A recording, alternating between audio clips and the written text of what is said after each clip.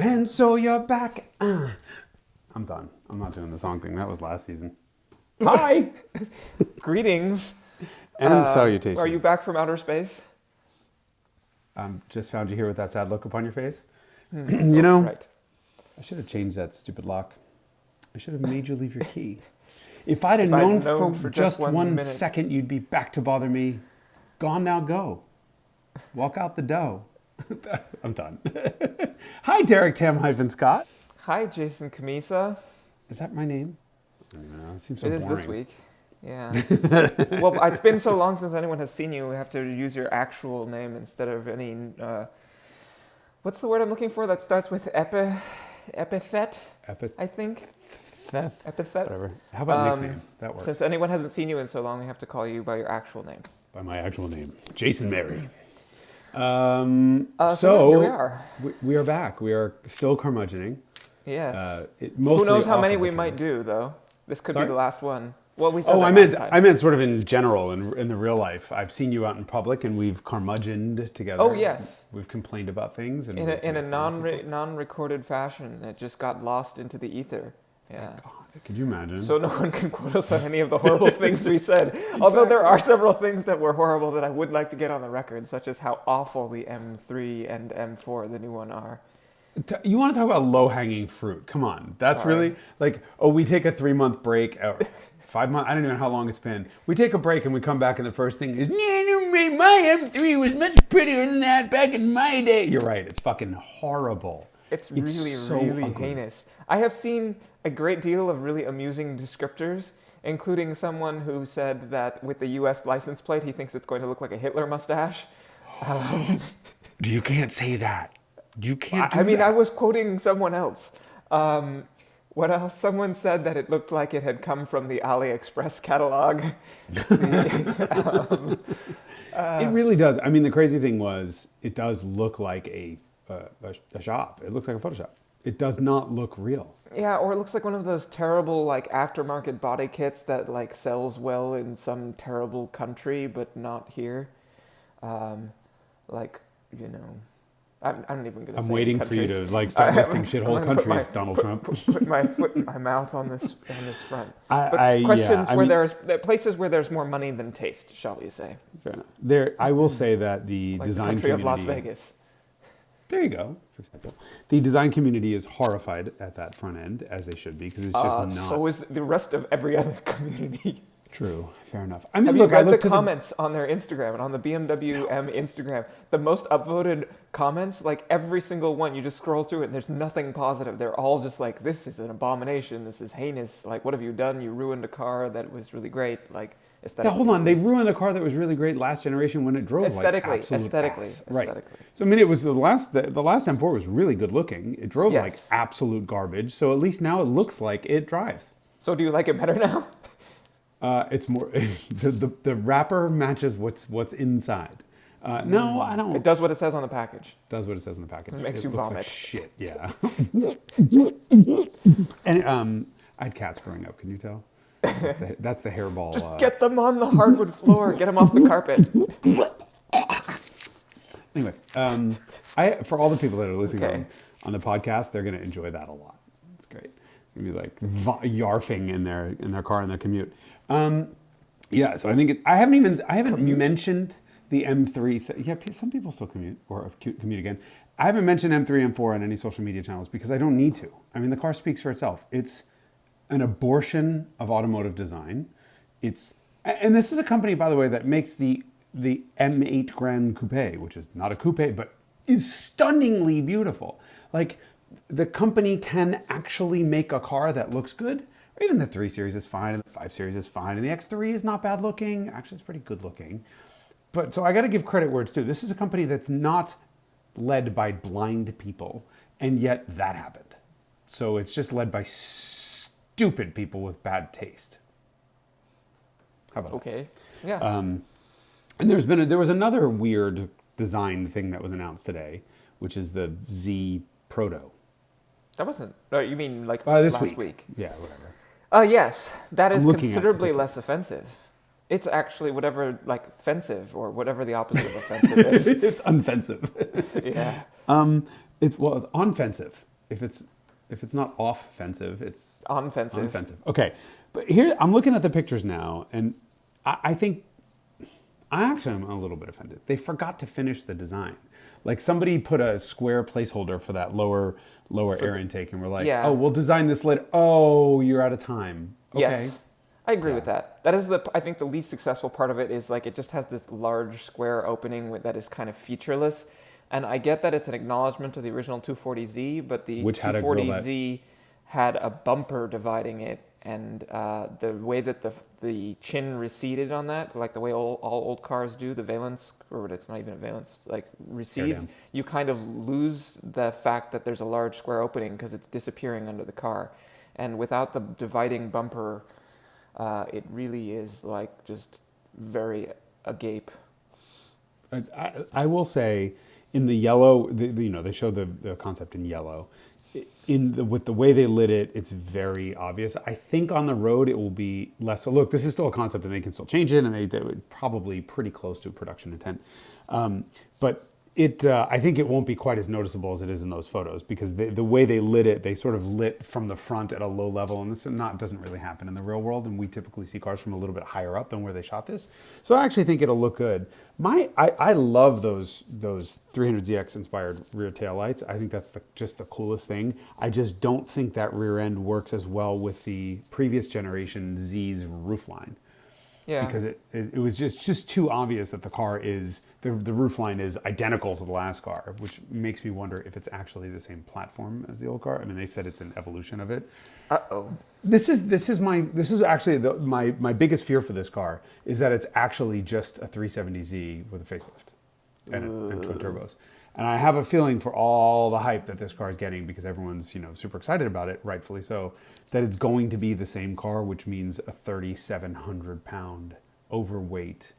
The last Z wasn't bad. It just was just too heavy, and it was just not. Well, and that was also like 10 years ago when it came out, and it's kind of an elderly platform. And of course, Nissan right now is not in the major investment in anything phase. And so they probably were saving bits and pieces from wherever they could, and so that's a potential cause for concern. I have to agree with that, because for all the promise that the previous generations have had, they always seem to remain kind of a footnote. And I don't know if it's because they're just old and they don't get refreshed often enough, and so they lose relevance. But that's always like a concern, and so I'm disappointed that it's not an all-new car.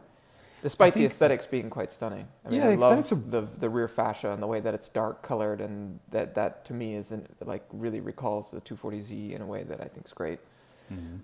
The greenhouse also. The greenhouse also.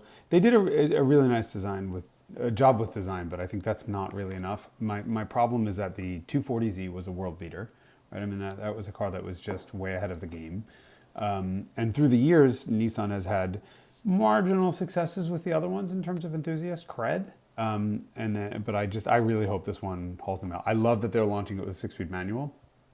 They're doing everything right. So let's just keep our fingers crossed that they've pulled 500 pounds out of this platform, or 800 pounds out of the platform. And it's not just, a Q60, which is the Infiniti. 3,000 pounds would be nice for this car. I mean, look, 2,400 pounds would be really nice. And every time a car manufacturer says, it can't be done, then I'm just like, Miata. What was it? ND? Yeah. What? Yeah. So, yeah. Oh, speaking of weight gain, did you see that to return? I did not gain any weight since COVID. For the record, I may be fatter, but I did not gain any weight because I'm always fat. What? Who? What? Where? Please tell me you got fat. The new M3 is apparently 140 kilograms. What is that? 300 pounds? Heavier? Well, we don't know. So the rear drive. So what was that based on? The fact that the rear drive, from rear drive to rear drive, from F. Oh my God, I can't 80. keep it. Well, no, we don't know weights for the M. So from F30 to G20, gained 140 kilos, right? We don't actually know what the M is going to weigh. Look, obviously, it's BMW. Nothing gets lighter. Plus all-wheel drive. Mm-hmm. Yeah, that could actually be the world's first 4,000-pound M3. Which is, well, hold on. Which is why they should just call it a fucking M5. because there is nothing 3 Series about the current 3 Series. It's huge. Like I've said before, it's got a longer wheelbase than the E38 short wheelbase 7 Series. No, it's E32. Don't quote me on that. It was E32. E32 short wheelbase had a smaller wheelbase than the current 3 Series. And the current 3 Series is more interior space than I think in E39 and I think in E38 Shorty. Like, this is a huge car now. Just stop. Stop pretending it's an M3 because it's not. It's an M5. And if they It's pretended it baffling was an also M5, that the roads in Europe are not getting any larger, but the cars are. Like, what are people doing with these cars? Where are they taking them? well, this is why we have a stupid front-wheel drive 1 Series now, because, the 3 got so big that it doesn't fit in parking lots. I can't. I just can't with the German car industry. I just can't. They are so obsessed with the scent of their own flatulence, that they just continue to make all this shit. Meanwhile, by the way, I was just in a prototype Lucid Air that I'm not allowed to talk about yet, but maybe I can soon. Holy shit! And I mean that in the actual lump of steaming shit that came out of me when the gas was hit. 1,080 horsepower silently in a luxury car that doesn't have any pretense for performance. Holy shit! I mean, they published the quarter mile numbers, right? That's number one. Here's a company that is made out of all of the best of Tesla, right? So this is like the chief engineer for the Model S is the CEO and CTO of this company. All of the guys, the guys on the, I hope I'm not allowed to not allowed to talk about this, but the guys on the chassis development team are required to own a rear-wheel drive vintage BMW. Really? And they all drift and they race and they go autocrossing and they beat the shit out of their cars and they do donuts and they let me do a lap of Laguna Seca in my 190 E2.316 when the track was cold. Anyway, cool guys, awesome stuff. I got in that car and I'm like, oh my God, forget about every single modern, traditional OEM. I'm in the future. The last time I felt that way was a Model S. But the first time I got a Model S, I was like, oh, this is different and better. Same thing with Lucid. Lucid is another step. Lucid is, the way I see it is, the Lucid Air is Tesla Model S 2.0. Because all of these people were behind the Model S, and here we have 10 years later, they were able to start from a clean sheet and design a car that is effectively a clean sheet, new luxury sedan with all of the lessons that they learned on Model S baked in. And this is a key point, Lucid is Tesla 2.0 on the company level, because all of these guys come from this experience and say, this is what we fucked up the last time. These are the resources that we're missing. This is what we did wrong. This is the timeline that was screwed up. By the way, this is not nail polish, in case you're wondering. This was a E30 engine accident. So, all of these guys. So it's this meta 2.0, right? It's company 2.0 making car 2.0. Holy shit, this car is impressive. And so I look back at even the Volkswagen ID4, which launched this week, and I got an early preview. It's really neat. It's really not a bad electric Tiguan replacement. But they have completely missed the forest for the trees, because here's Lucid making a car that does sub 10-second quarter miles. Tesla just announced their sub 9-second quarter mile plaid car, and by the way, Lucid's going to respond in kind. Don't you worry about that. We have a battle brewing in Silicon Valley of these amazing tech cars that get 130 miles per gallon and will be the fastest production cars of all time. And Nissan's doing the Z, and BMW's doing that fucking M4, and Volkswagen's like, oh yeah, here's our best shot with the ID4, which is the best of all of them, but still just not cutting it. What is the price point of the Lucid going to be? Money is no object. Okay. So Lucid Air Dream Edition, which is the one that did 99 at 139 or whatever it was miles an hour, that is a very expensive car. That is also a very special car with a bespoke hardware in it. So it's bespoke motor windings and other stuff they won't tell me about to get that acceleration out of it. That is 170, I want to say. Less than a Taycan Turbo, or however you pronounce it. Far less than a Taycan Turbo S, and it's a far better car. I mean, it's the same size as a Taycan on the outside, but it's like 42 times larger on the inside. It has a nicer interior. Like the back seat. The Taycan is a 2+2 and a half. It's barely bigger than a 2+2. The back seat is kind of miserable. The roof is really low on the Taycan. The sills are really high. It's tough to get in and out of. It's not a usable big sedan. The Lucid is the Air is a S-Class competitor. It's size of a Model S/Taycan on the outside, but like the size of an S-Class on the inside. It's huge. The frunk alone on the Lucid Air is probably bigger than all cargo capacity combined on Taycan, plus probably half the back seat. It's just thoughtful space utilization. So the GT, I think, is going to be at about $130,000, and that is the 517 mile range. And then it goes down there. Within a year, they want a car under 100.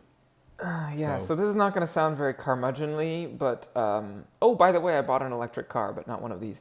But having experienced electric car ownership, I am actually genuinely excited about all of this. These your horns. Yes, you're deploying your horns. You made me buy an electric car. I did not make you do anything. You're a very expensive friend. Please, I saved you all this gas. All right, for everyone who did not see my Insta story, which is probably all of you, Derek needed to park his Miura in my garage for a couple of days for procedural and sort of logistical reasons, where it tried to actually burn my whole neighborhood down. Thank you, Miura. So I did a seance. That was kind of funny, but we'll get to that in a second. So I was like, all right, you just take the e-Golf. Just take the e-Golf and bring it back to me when you're done. And my prediction was you were going to call me on the way home. You did not. You called me when you got home, which I believe is 11 miles or 12 miles, and said, how much can I have one of these for? Yeah, okay. Like I said, an expensive friend. Hold on. I made a list. These are all of my friends. I hope I don't like call anyone by terrible names. These are all of my friends who have bought Volkswagens in the last couple of years, written very formally on a piece of paper towel. But it's good. It's Viva paper towels. It's good quality stuff. You are my 14th friend who bought an e-Golf out of a total of 31 people who have bought Volkswagens at my recommendation, like in my immediate circle of friends in the last 3 years. Every single person who's ever borrowed my e-Golf has bought one. So what do you have to say for yourself, hyphen? That I'm not very original, because everybody else did it. It's only 14 people. It's not that. I mean, I think we bought 14. My friend, 14 out of the 17 e-Golfs sold in the United States. But what do you think? Why'd you do it? It is really magnificent in the city. To be fair, yours has Pilot Super Sports on it, so the ability to pull over a G of lateral acceleration made it really fun. The combination of 200 foot-pounds of torque from 0 RPM and an incredible amount of lateral grip makes it the most ideal city car that I could imagine. Like point to point, I think it is as fast as any other car you could drive in the city.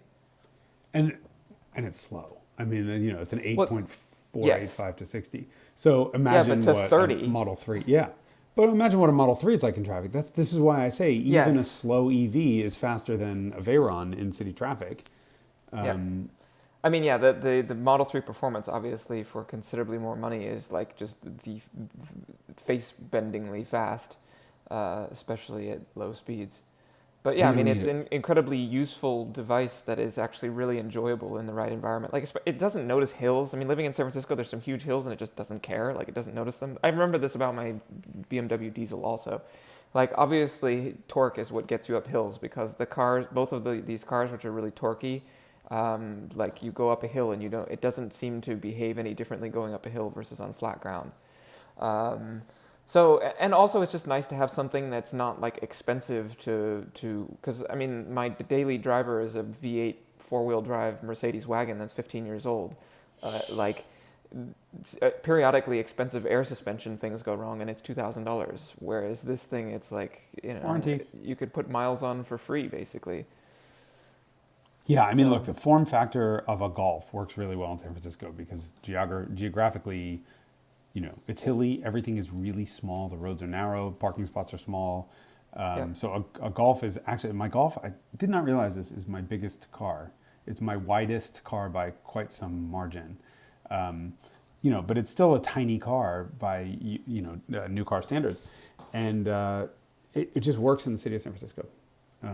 And instant torque. I mean, torque is, look, horsepower at the end of the day is going to win the war. But torque, things that produce a ton of torque can accelerate rapidly and can motor rapidly, which is why you can have a screaming four-cylinder making 200 horsepower, but you're revving the snot out of it to keep up with traffic, versus a diesel that makes 200 horsepower. You can do that same level of acceleration at 1200 RPM, and then an electric car, it's silent, so it doesn't matter.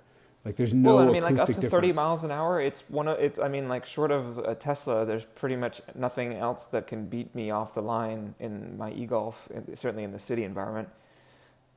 No, and nothing. I mean, the first of all, you're dealing with throttle lag, transmission lag, and turbo lag on most modern cars anyway. And then there's the noise factor. By the time they even realize what you're doing, you're so far ahead of them that they're not going to catch you. Well, maybe with your your Sport 4S's, your Michelins, but on the standard tires, there's a lot of burnouts which make noise. I've discovered. Yeah, but even still, if they're in a manual, they have no chance because you're gone. But they're like, clutch in, and you're just gone already. And even in an automatic, by the time that the engine responds, a second to respond to full throttle, it would be quick in today's world. In a second, that car's already doing 20 miles an hour. You've crossed the intersection by the time their turbo spools up, and they'll catch you. I mean, the e-Golf only does 85, but if you're going faster than 85 in the city, you got a problem. Yeah. I've never done that. Shut up. Just shut up. You're incriminating yourself. But yeah, I said I have never done it. Yeah, but you said it with a look on your face that says, I'm also a liar. No, congratulations on. Is this the first time you've ever purchased a new vehicle? I bought the GT3 new so I could do European delivery. Fair enough. Okay. So I've optimized my garage for no turbocharging. The only two non-turbocharged products in the entire Volkswagen, Audi, Porsche family. Yeah, because even the Taycan is turbocharged. It says it right on it. You don't actually have to smack it. Literal face palm. But yeah, after all the bad turbocharger experiences I had with my Audi, I decided I would only buy VW, Audi, Porsche products that don't have turbochargers. that lack turbo badges on them. E-Golf and GT3. Cool. That's an exciting development. I think that I was shocked. I mean, jokingly around, I thought it was kind of the perfect car for you. You commute in the rain in a motorcycle down to Isimi, and I'm like, that sucks. You could just be in an e-Golf and be in an HOV lane and have heat and airbags and windshields. But it doesn't. So this only works because there's no traffic right now, or much less traffic right now. If there was a normal level of traffic, this wouldn't work for me. Yeah, but it's got active cruise. Yeah, but I just don't want to spend an hour and a half in the car. I'd rather spend 31 minutes on the motorcycle than an hour and a half sitting in traffic. And the carpool lane the carpool lane starts at the exit where I get off to go to Isimi, literally. Well, fair enough. There are times that I forget that you're not actually 90 years old, and so you're still young enough to put up with things like being pelted with rain on a motorcycle. Shit That's how I value my time. Fair enough. Anyway, so yeah, maybe I don't need so many motorcycles now that I have the e-Golf. So anyway, that's the e-Golf. Exciting times. Yeah. And meanwhile, I'm now an insurance salesman. Oh, okay. So you're owning that. No, let me tell you one thing. Okay, first of all, sold a lot of Hagerty insurance, actually. I wish I had gotten a commission over the last. We figured out that in February I will have been a Hagerty customer for 15 years. So I told the PR guys over there, I'm like, let's do something. Let's make a blowout. Let's make fun of all my claims, and whatever it is. Just talk about all the stupid shit Camisa's done. We'll name them after the deer you assaulted Bambi. with your e-bike. Bambi. Oh. You locked up completely while you were saying whatever nasty thing you were saying. So it's I didn't say anything at all. That's probably verifiable with the tape. We'll see when that's done. But yeah, no. In fact, specifically, they've said don't go out and we don't need you as a spokesperson to go and preach the Hagerty gospel. But tough, I'm going to, because I have been such a huge fan of this company for so long. that yes, it was sad leaving ECME, but oh my God, like this is like the holy grail because number one, I'm a huge fan of the company. Number two, I'm a huge fan of McKeel Hagerty himself. He's a great guy. He's a real car guy through and through. And even like their PR guy Jonathan Klinger drove a Model A for an entire year just as a publicity stunt, just because he could. Including winter in Michigan. Northern Michigan. We're not talking like Detroit. We're talking Traverse City. I mean, the guy is absolutely nuts, and he does. And nuts is kind of the wrong way. Hi, Jonathan. I hope you're not listening to this. But they do the Great Race in this Green Dragon thing, which is a 1918 Peerless that I drove, and after 5 miles I was almost in tears and I was bleeding and I was scared, and he drives it like across the country. Like these guys are dyed-in-the-wool true car guys, and so you add that to my personal experience as a customer, and then you add the media organization that they're doing. So no one has seen me do anything really yet for Hagerty, but we are working towards that right now. Like there's a lot of Okay, no. That sounds really... So Elon said it best when he was like, I'm in production hell. Okay, I'm in construction hell. Let me explain to you the way my week started on Sunday morning at 7 o'clock. I'm in the shower and my phone rings. You don't get up that early on the Sunday. Yeah, I had to for Cars and Coffee. It was like 7:40 something, but if it starts with 7, it's practically the middle of the night. And I'm in the shower and my phone rings and I have my watch and my stupid Apple Watch, and I'm like, and it's a contractor, and I knew he had just gotten to the office and was working on stuff. So this is the new studio where I'm going to be doing video stuff and whatever. And I'm like, hey, I'm in the shower, is everything all right? He was like, well, get the fuck out of the shower, call me back, click. And I'm like, how much coffee did he have? God. So I jump. I figured something's probably wrong. I jump out. You should be a scientist. Yeah, right. Investigator, detective. And I call him back and I'm like, hey, dude, what's the matter? And he's like, I'm fucking getting soaked. And all you hear is like him screaming and shit banging around. He turned the water off. We had to remove a wall, which had some pipes in it. And he turns the water off, verifies that nothing works, like no toilets, no sinks, no whatever. And he cuts this pipe and it like basically blows him across the room. It's the supply 120 PSI supply pipe for like the rest of the building. And it was very much still pressurized. So he was like trying to, and it comes straight out of the ground. And he was like, he tried to put a piece of wood on it. And he's like, and the pressure just built and built, and it went, flew across the room. He's like, I'm fucking soaked. How do I do? And I'm like, I haven't had coffee yet. Like, how do I deal with this? It was, so that's the start of my week this past week. And it just kind of went downhill from there. But it's exciting times. I get to build an office for me, basically, and a studio that we can do. We can shoot videos all winter. Whatever happened with COVID, we'll be fine.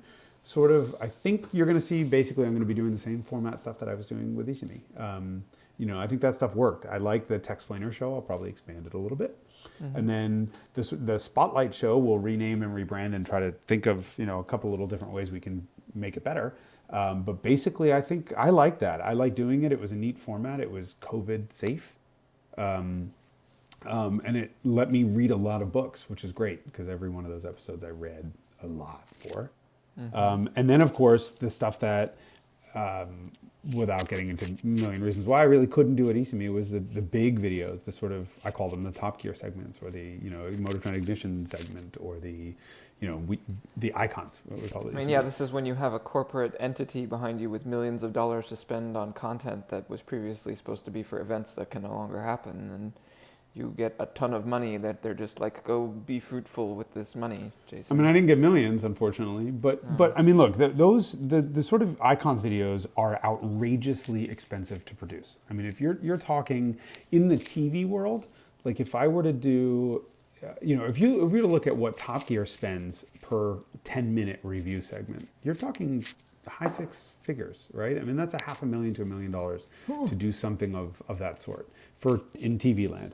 Obviously, Motortrend didn't have that kind of money, so Anthony Esposito, who was my director, and I obviously, but he's the driving force behind the actual filming, came up with a whole bunch of ghetto rigged ways to make that happen on a budget that was literally, orders of magnitude smaller, and we figured out how to make that even smaller for the icons videos, and that was not ECME's primary business, right? ECME's primary business is to well, you can be a spokesman for ECME. I'm not being paid anymore, but was to buy and sell cars, and that this was a marketing exercise, and I thank everyone at ECME for giving me the opportunity to do a couple of those videos. They were very expensive, but I think it worked. I mean, everyone kind of knows. Well, certainly everyone who was watching this video or listening to this podcast knows what ECME is. But at the end of the day, Hagerty is just a hugely growing, enormous video organization, or I'm sorry, media organization at the end of the day. McKeel Hagerty, whom I mentioned a minute ago, founder and CEO basically, is he's like, insurance isn't fun. The guy's so down to earth. He's like, insurance sucks. Who wants to talk about insurance? I'm paraphrasing. He didn't say that. But the mission of this company is not to be an insurance company. The mission is to save driving. Mm-hmm. The first time I heard him say that, I was giving a speech, and I'm like, oh, he has, started to dabble in drugs. He's gone off the deep end. But really, he's 100% right. We are at a pivotal moment in the history of the automobile where we're going to see our vehicular freedoms taken away from us. Cars are going to start driving themselves.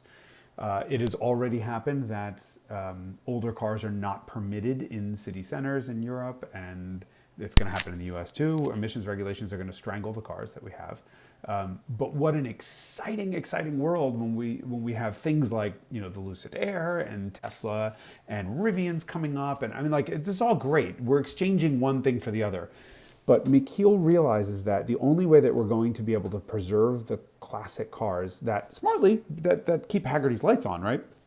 But also that give us so much joy, is to bind together as a group, to form a group of people with the mission of saving driving. And if we can get a couple of million people on board, we have a movement. And if we have a movement, we can sway governments. And so, very forward-thinkingly, Hagerty was behind getting one of the first vehicle ever added to the National Historic Register. Like, this is a piece of history for the U.S. It needs to be protected and preserved. And I think that's pretty amazing. So I can live, as do you now, in both worlds where you have a modern electric car that can pretty much drive itself. And hopefully that saves enough gas and makes the air clean enough and does all the other stuff that, on the flip side, you get to still enjoy the old cars that try to light my fucking house on fire. I mean, yeah, you see, there's not a lot of resistance that I'm aware of to steam engines, even though there's a few that are still in operation, for trains, because it's sort of like a historical, oh, isn't that cute, sort of an aside thing that people periodically do as an excursion, but it's not our primary way of getting around. And I guess hopefully the future for the car looks something like that. I think that resonates very strongly with me, particularly as a person who, even among car people, is oriented even more towards old cars. I mean, I was talking to, and so this is actually the premise for a new show, or I don't know if it's going to be a show. We made one episode so far of potentially a show that I'm doing now at ECME, which is oriented towards old cars. And I think this is encapsulated well by a conversation that I had for a guy who's my age, maybe a little younger, who is a collection manager for one of the most impressive car collections in the US. And we were comparing notes about driving esoteric, weird old cars like Cricklewood Bentleys from the 1920s and stuff like that. And it dawned on me that there's not a lot of people my age that I can have those types of conversations with, and that's kind of a bit tragic. And he was saying, well, the guy whose collection this is, some of these cars haven't been driven in a year or 2 or 3, and they never go anywhere, and nobody ever sees them, and that's why young people don't care about old cars, is because they have no experience with them, because they all sit in private collections being sort of squirreled away selfishly by billionaires. And so my goal is, I've been in a position or an industry where I've gotten to experience these things and how cool they are.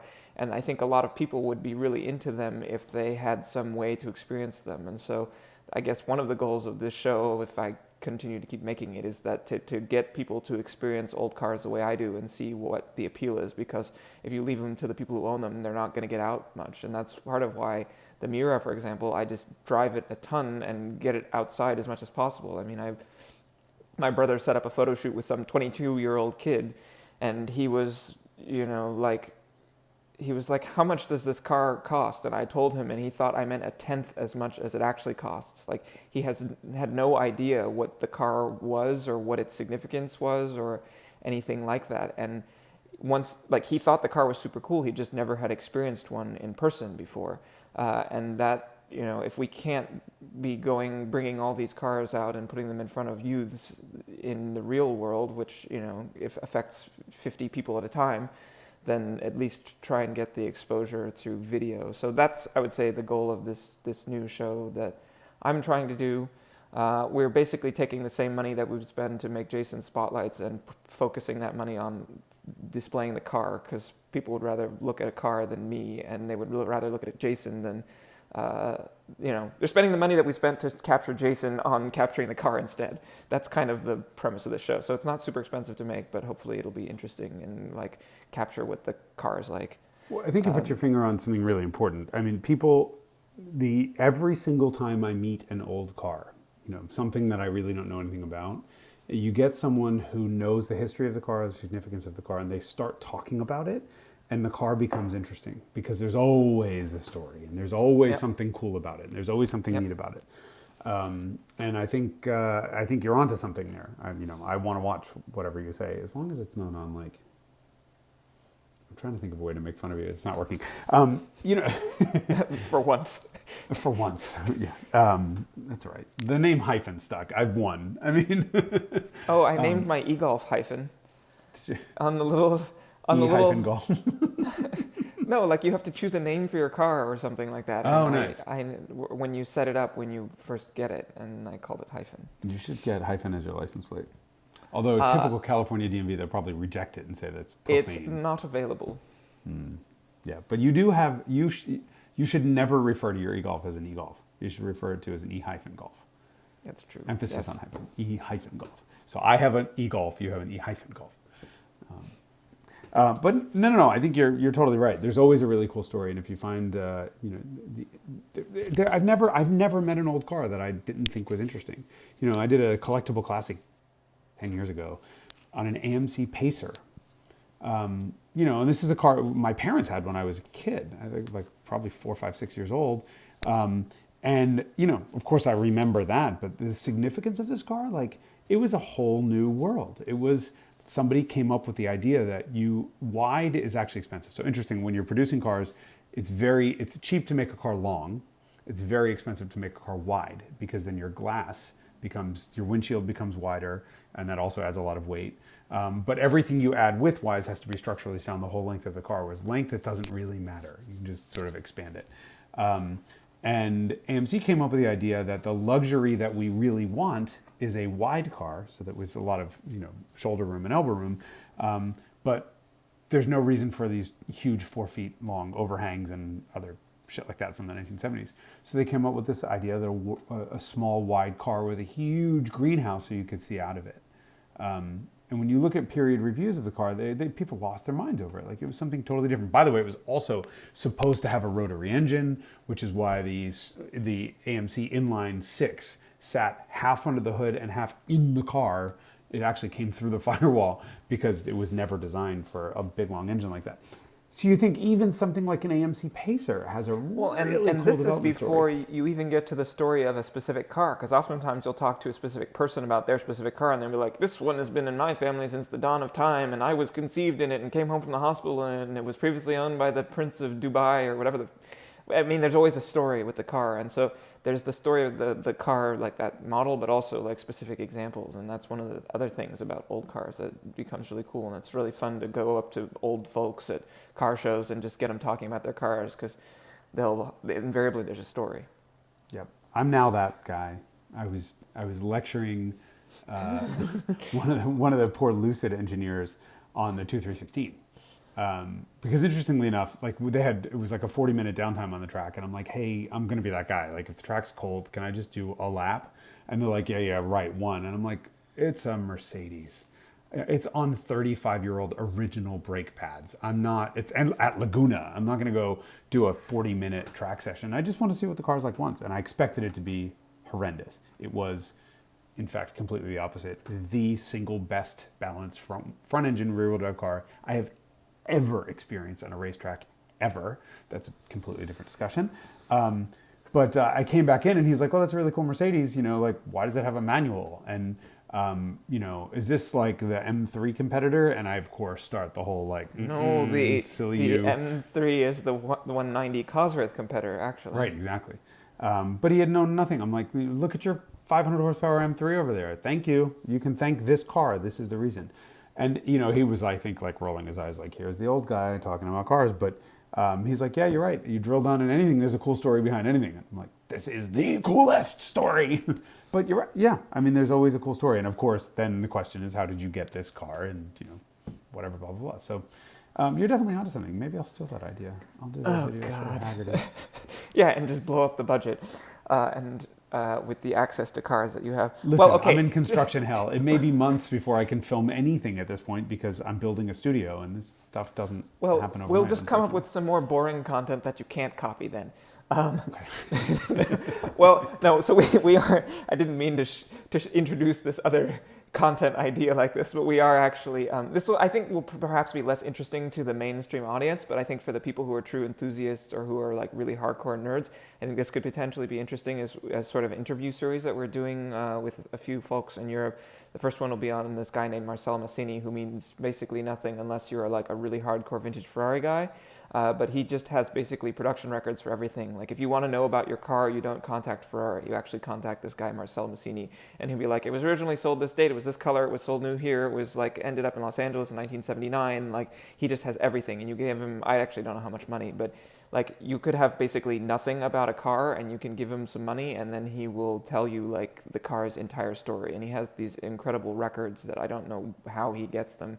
But anyway, my coworker Luca did an interview with Marcel, and he like goes into many hours of how he like does his stuff. So I'm genuinely interested to see it because it's now to the point where if a car has a Massini report, it's kind of like with Fords, and you say it has a Marti report. Like it's one of those things where you just are like, okay, the car is a real car. If, or the history is well known and authenticated if it's got a Massini report.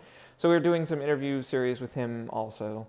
Like I said, I don't think it's going to be the most entertaining thing if you're just a sort of superficial car consumer, but if you're super into something, I think that this the Ask the Experts type of content could be potentially interesting. It'll be interesting to me, which is not that's not representative of the... Not exactly a litmus test for the... No, look, I'm sure Massini, he knows everything, right? I mean, he knows where all the bodies are buried. Can I get a discount on a report on our Dino? See how I throw the hour there? On the Dino that you used to own? I mean, I can ask, I guess. I haven't. You should ask because you have first right of refusal to buy this car back. So, yes. If the report comes back great and there's some cool history on it. I think we know most of the history anyway. It was sold new to a doctor in Maryland, and I think everything since the mid-'80s is known on the car. Everything from 86 is known. Yeah, so I guess if there's like royal ownership between the doctor that bought it new in Maryland and or a race car driver. The dealer that sold it in... Yeah, there was one guy in there between, and then there was some like... It wound up for sale at Pfaff Motor Cars in Atlanta. And we don't know what happened in between there. Maybe like Elvis had one. He had a black one. He had a 308 Dino? Yeah. You should know this. There's like a miniature model of 308 Dino in black, and it's called like the Elvis thing. Anyway, I think I look forward to seeing the interview. I look forward to seeing the interview series. I also look forward to making content for Haggerty. So, I mean, everyone watching, you probably should make sure you're subscribed to all of VCMe stuff, and you should make sure you're subscribed to Haggerty stuff, just saying, because there's some cool shit going. Once you exit construction hell. Getting there. Yeah. Was there other housekeeping? Did we announce? We had a contest that we were supposed to announce a winner for. I quit right in the middle of that, so this is not my okay. job. I drew so some guy. There was a guy who submitted like probably 15 entries or something to the contest, and he actually didn't win. I was sure he was going to, and he didn't. I actually have a video of me drawing all the names out of a bucket. But a Canadian fellow, I think he's Canadian, named Daniel Ross won, so he'll get the and models this is that the we were the amalgam, the Corvette, the models, amalgam, the amalgam Corvette models where there's one of 8. Yeah, our internet connection's weird. Sorry. Yeah. Yeah. So to specify, this was yes. a contest to win all 8 models in the amalgam Corvette model collection. Yes. So congratulations, Daniel to Ross. Daniel Ross. Will be reaching out. Let's see. Any You other guys, hold on, housekeeping? wait. You guys haven't reached out to him yet? I haven't. We've been on summer break. I mean, I'm not on summer break. Oh, I'm not yeah. on summer. Yeah, you Hold are. on. ECB is an Italian company. Everybody's on break all the time. No. Actually, I've been slinging metal. I've been selling cars. We've been Have you really? moving some hardware. How's the market? Business is good. Yeah, the car market is doing well. I mean, you can tell this if you look at Bring a Trailer or any of the other auction sites. Like, I think that there's a lot of stuff that people can't do right now, but buying cars on the internet happens to be something that's still kosher, and so people are doing it. So the market is going well. We're moving stuff at a strong rate. The strongest I can recall the market having been in the last 4 years, Really? probably.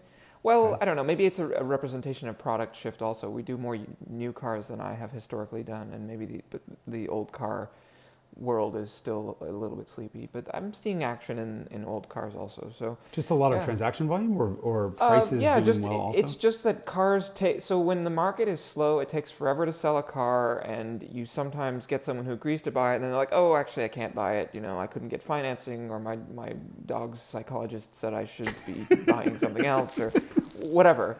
And so then, like, you have a deal, and then it falls apart, and then you do it again, and it takes like sort of 3 attempts to get a deal done, and it takes a long number of months to get the car sold, and blah blah blah. And whereas when the market's sort of healthy, like cars sell relatively quickly, closer to asking price, there's fewer like hemming and hawing and more like, yeah, I want to buy this and I'm going to move quickly. And I'm seeing that dynamic more now. So I don't know. There's a lot of variables in play here. I don't know if it's because we're selling newer cars or because our network is that much better than it was at the place I was before, or whatever. But yeah, I would say things are doing well. I mean, you can tell this also, like I said, by looking at Bring a Trailer. There's some really Bring a healthy Trailer's results happening. hit or miss. I mean, Yeah, it look, depends on what it is. There's certain things that are very in vogue, like NSXs are really first gen NSXs are really in vogue right now. So are Ford GTs, Ferrari F430 6 speeds apparently also. But then other stuff like Testarossas are fairly sleepy, I think. but weirdly, I heard about for a 360 that had gone for far less than people thought. It was like in the 60s or something. But that was an F1, Okay, and it well, had a sunroof, which is a sort of it's a pentagonal hole cut in the roof, and you remove the panel, so it's a really dumb solution to the sunroof okay. problem. I mean, look, I don't follow. I try not to follow values because, first of all, that's not what I do, and I don't want to be that sort of old guy who never drives a car.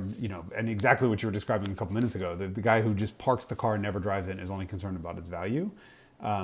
But I do look at, like, there was a 190 E 2.316 that sold on Bring a Trailer, or didn't sell on Bring a Trailer last week. That should have. I mean, I was expecting mid 30s for the car, and it got to like $27,000. Really, really nice US spec car, but that was far less than I expected. And that same sort of week window, there was an Alfa Giulia Super that didn't sell for nearly what I thought it was. There were a couple of really big misses, cars that were 30-40% off of what I think the other commenters also thought it was going to sell. So that scared me, but as long as everything's okay on your side of the market, which is what counts. It's just a little bit inconsistent, and I mean, I haven't looked at those specific listings, so it could be that the cars have skeletons buried, or that the right people weren't in the room, or that the seller was uncooperative. An uncooperative seller can ruin an otherwise good sale on Bring a Trailer, because if the seller won't answer basic questions, or, I mean, I'm not saying that this happened because I literally have not even looked at the auctions you're talking about, but I've certainly been in situations on Bring a Trailer before where it's like, this is a good car, I think, but like the seller won't tell me when the timing belt was last done, and like that's kind of important because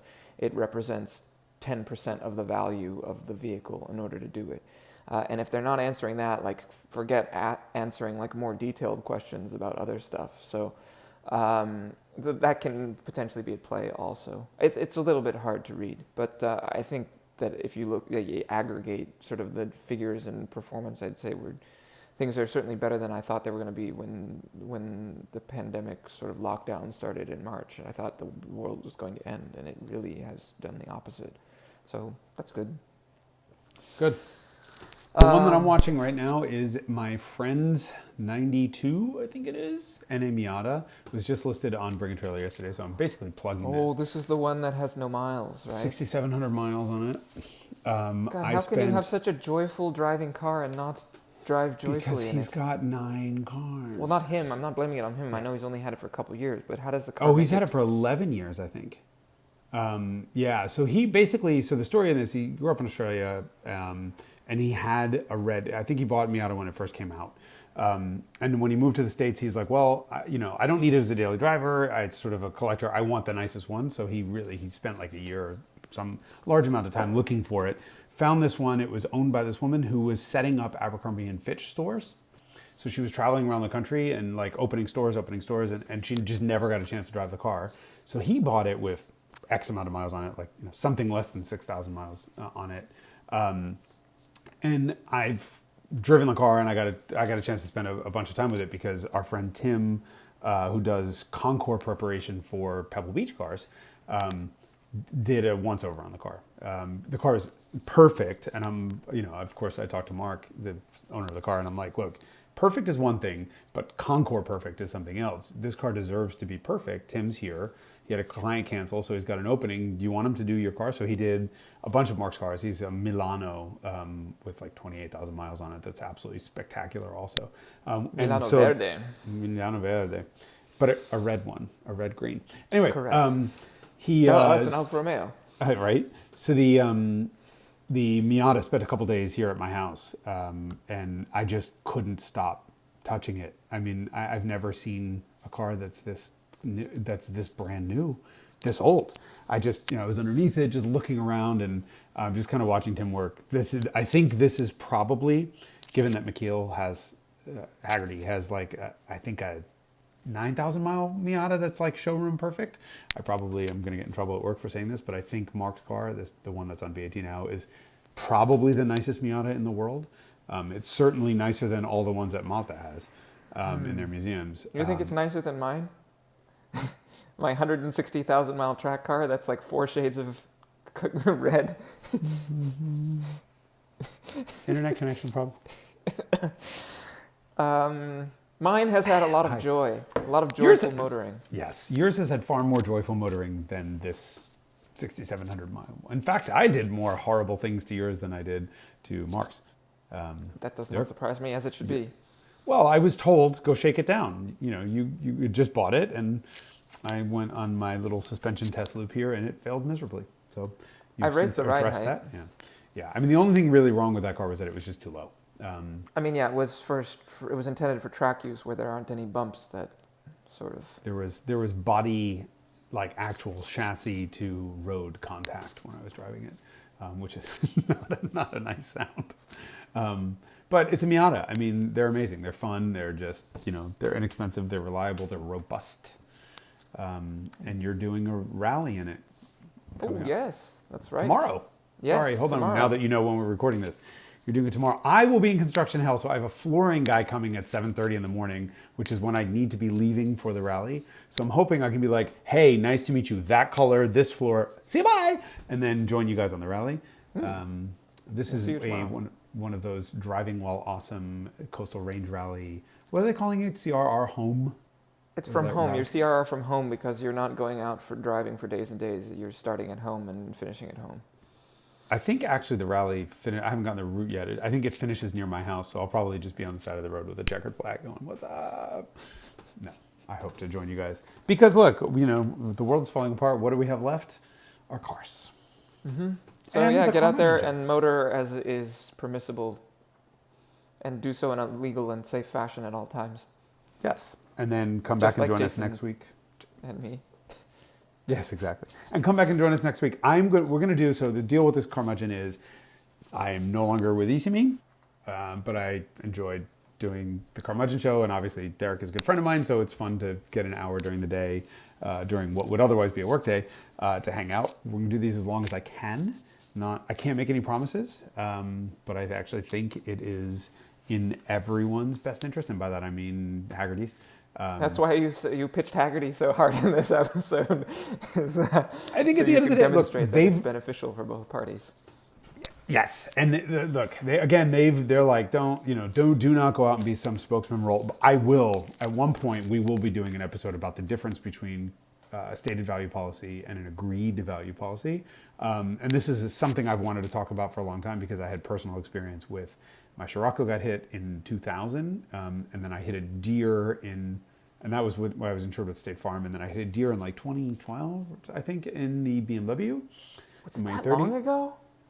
I don't know. I have to look. It probably is 2015 I think it was maybe. like 2014 or 15, yeah.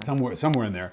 And the difference in the way the claim worked, it was, I can't explain without telling you guys how it worked. And even though Hagerty's been like, don't be, spokesman. You need to buy insurance, salesman. I'm not going to do that, but I'm going to tell you guys the difference between, like, if you care about your car, just no. Yeah, get a guaranteed value policy. That's right. For sure. And it doesn't have to be. You're Hagerty also, right? I am a Hagerty customer, yes. But other companies, other like sort of collector car insurance companies do agreed value. Just make sure you're not getting that's a policy that's not agreed guaranteed value, because otherwise, very big difference. But we'll do that in another episode. I mean, we're at the 55-minute mark right now, so people are probably bored and sick of us. Yes. All right. Well, we'll show ourselves out. Nope. All right. So, welcome back to both of us, I guess, and welcome back to the audience. And we'll be in touch. So all right. Motor legally and safely at all times. Always. And very, very efficiently, thanks to Derek Tamscott and his And very efficiently, hold on, I will look to camera and do this properly. And very efficiently, thanks to Derek Tam-Scott and his Volkswagen E-Golf.